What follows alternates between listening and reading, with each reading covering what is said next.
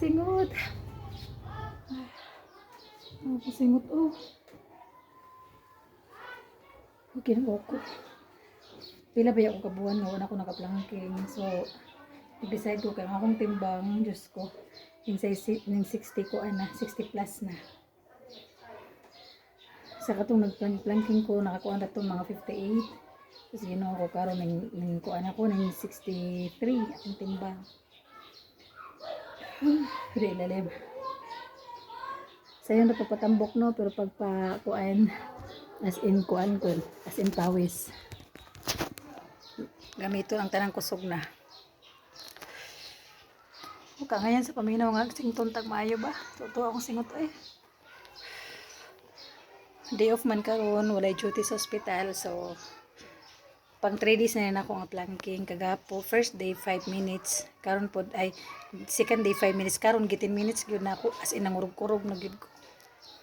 Ang bukton nga ningon-ingon na gyud, pero ako lang gitiis. Ay, manigingon kaon pa more. Pag planking antos ta.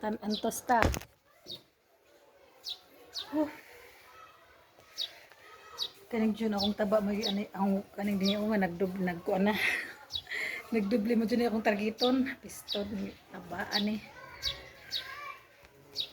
Grabe akong pawis. Pero nice sa paminaw. O magkuanta. O sington tabag maayo. Nice sa itong paminaw. So malang to guys. Update lang na ako. Planking nga dara pong may buti exercise. Kay pangpadagdag sa atong din kay ang shape na to din na deform na siya maayo. So atong itong dugang-dugangan exercise ko nga kanang para sa anak ba sa aking nana. Ako yung G50 ko ano yung naka-grabe pasingot sa kumayo kay G50 na ko ka-counts instead na kuan ra 25 lang ta kada kuan ang dugangan G50 gid nako na nangurog-kurog ko as in. Pero wala na akong pamaol. First day na ako mo to gipamaulan ko nya gisundan man ako. Ano siya dapat ang pag-exercise din ang akong kuan kagabi gani akong gi-dinner kuan lang usa ka apple ug usa ka apple ug usa ka slice bread lang mora slice bread nga nipison ra pud siya then na pud akong breakfast is one boiled egg then kuan pud gata siya bourbon 1 cup mora to ang tiya no sige ganig tingog ang ako ideya mukaon na ko og Skyflix tag usa baron ka kuan kaya di bang Skyflix 3 pieces og sulod so mukaon ako usa naimnan og tubig wala mong gibuhat so obskuan lang ta hoping na next week nagkuan ba ako nagtimbang ko kagahapon to sa hospital sa mga namin timbangan nagbawas na ko 1 kilo. So, continue lang ni siya na ako until mo down below 60 ang akong timbang. Mahintag makuanto na ako mga 55 kilos. Target na po na akong 55 kilos like before nga.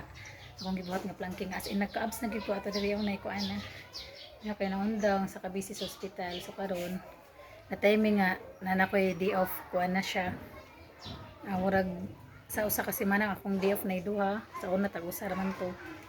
So akong buhat niya every kanang kuansan ko may pang night so may chance may time good nga gahinan ako bisag mga 10 minutes lang exercise every day. So ano akong buhaton before ko matulog kay night shift mabot ko diri sa balay is mga 7 to 7